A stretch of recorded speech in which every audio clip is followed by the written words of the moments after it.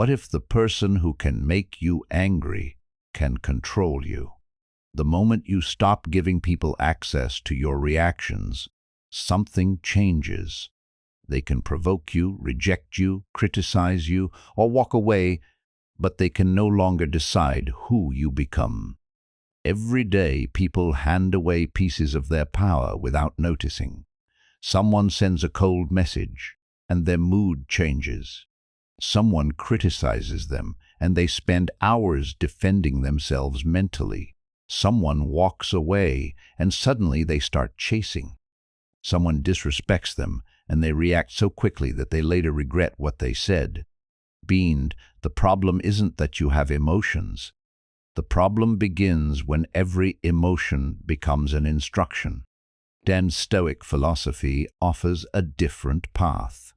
It teaches you to recognize what belongs to you and what doesn't, to create distance between an event and your response, and to build an inner stability that other people's behavior cannot easily destroy. When you master that ability, you don't become emotionless, you become deliberate. And that is when you become genuinely difficult to manipulate. The most dangerous person in the room is not always the loudest, strongest, or most intimidating. Sometimes it is the person who cannot be provoked. You insult them, and they remain calm. You ignore them, and they continue moving forward. You criticize them, and they listen without losing themselves. You try to make them angry, and somehow you discover that you have no control over them. That is what happens when a person masters their reactions. They stop handing their peace to other people. Think about how much power you give away without realizing it. One disrespectful comment can ruin your entire afternoon. One unanswered message can make you overthink for hours. One person's cold behavior can make you question your worth. Someone raises their voice, and suddenly you raise yours. Someone becomes distant, and you start chasing them. Someone criticizes you, and you spend the entire night replaying their words in your head. The event may last 30 seconds, but your reaction keeps it alive for hours. This is where many people misunderstand emotional strength. They think being strong means never feeling anger, sadness, disappointment, jealousy, or fear. It doesn't. Strength is not absent. Strength is the ability to feel an emotion without allowing that emotion to become your commander. You can feel anger and still choose your words.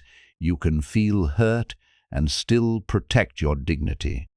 You can feel rejected and still refuse to chase someone who does not value you. Imagine someone says something deliberately insulting to you in front of other people. Your first instinct is to defend yourself. Your heart beats faster. Your mind immediately searches for the perfect response. You want to embarrass them the way they embarrassed you. But then you pause. You realize something important. They have given you an invitation to lose control. You do not have to accept it. That pause is where your power begins.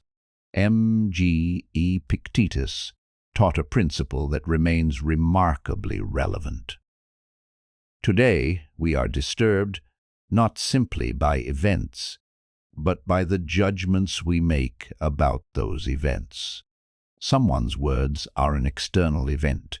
Your interpretation of those words is where the internal battle begins. If someone calls you a failure, you can immediately think, "How dare they?" Or you can ask, "Is there anything useful in what they said?" If there isn't, you let it pass. If there is, you learn from it. Either way, you remain in charge of yourself. This does not mean becoming passive. Stoicism is not teaching you to tolerate disrespect endlessly. There are moments when you should walk away, establish a boundary, end a relationship, speak firmly, or refuse unacceptable behavior. But there is a difference between responding from strength and reacting from wounded pride. One creates direction. creates regret. That single question can save you from countless emotional mistakes. Seneca wrote extensively about anger and the danger of allowing emotion to take control before reason has a chance to speak. Anger often feels powerful, but uncontrolled anger makes you predictable. The person who can make you angry on command has discovered a shortcut into your mind. They don't need authority over you, they only need access to your emotional triggers. Imagine removing that access. Someone insults you, you breathe. Someone misunderstands you, you clarify once. Someone rejects you, you accept reality. Someone tries to manipulate you, you recognize the pattern. Someone walks away, you don't chase. Someone lies about you, you keep living according to your values. This is what becoming untouchable really means. It does not mean nobody can hurt you. It means nobody gets permanent ownership of your inner world simply because they know how to hurt you. You will still have painful days, you will still experience betrayal, you will still lose people. You will still become angry. You will still have moments when your emotions rise faster than your reasoning. The goal isn't perfection, the goal is recovery. How quickly can you return to yourself? That question is more important than whether you ever lose your balance. Think about a person who has spent years trying to be understood by everyone. They explain every decision. They defend every mistake. They constantly seek approval. When someone dislikes them, they immediately wonder what they need to change. When someone criticizes them, they feel personally attacked. And eventually they realize something uncomfortable. They have built their peace around other people's opinions. That is an impossible way to live. If your happiness depends on everyone approving of you, you have given everyone a vote over your emotional life. There will always be someone who misunderstands you. Someone will dislike your personality. Someone will judge your choices. Someone will project their insecurities onto you. If you try to control all of that, you will spend your life exhausted. A Stoic approach is different. Ask yourself whether you are living according to your values. Are you honest? Are you disciplined? Are you treating people fairly? Are you keeping your promises? Are you improving where improvement is needed? If the answer is yes, then you can listen to criticism without becoming its prisoner.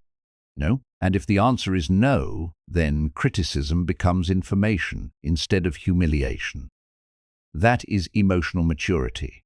The next time you feel an emotional reaction rising, don't immediately obey it. Notice it. Name it. Give it space. Anger is present, fear is present, jealousy is present, disappointment is present. But you are still here, observing it. There is tremendous power in realizing that you are not required to act on every emotion you experience. You can wait, you can breathe, you can walk away, you can sleep on the decision, you can say less. You can choose a response that your future self will respect. This is especially important when someone has hurt you. Pain creates an urge to make the other person feel what you feel. You want them to understand your suffering. You want them to regret what they did. You want justice immediately. But sometimes the greatest form of justice is refusing to become the person their behavior is trying to create. If someone betrays you and you become bitter, they have influenced your character. If someone humiliates you and you spend years trying to prove them wrong, they still occupy your mind. If someone leaves and you destroy yourself trying to replace them, their departure becomes more powerful than it deserved to be. But if you take the pain, learn from it, strengthen your boundaries, and continue building your life, the event becomes part of your history rather than the author of your future. That is the transformation. You stop asking, how can I make them understand? And Blian, you start asking, what can I learn from this? No, you stop asking, why did they do this to me? Men's, you start asking, what is within my control now? Ro, you stop asking, how do I make them regret losing me? Bend, you start asking, how do I make sure I never abandon myself again? You know, those questions create a different person. And eventually, people notice. They notice that you don't argue over everything anymore. They notice that you don't chase approval. They notice that criticism doesn't immediately shake you. They notice that when someone becomes distant, you don't panic. They notice that you can leave an argument without needing the last word. Some may call it coldness. It isn't coldness, it is emotional discipline. There is a profound difference between not caring and caring without losing yourself. A Stoic does not become a stone. A Stoic becomes deliberate. They can love deeply without becoming dependent. They can care without controlling. They can forgive without returning to unhealthy situations. They can walk away without hatred. Tembian, that is real freedom. Your reactions are not just small moments. They are votes for the person you are becoming. Every time you pause instead of exploding, you strengthen self-control. Every time you refuse to chase someone who disrespects you, you strengthen self-respect. Every time you choose reason over impulse, you build a mind that becomes harder to manipulate.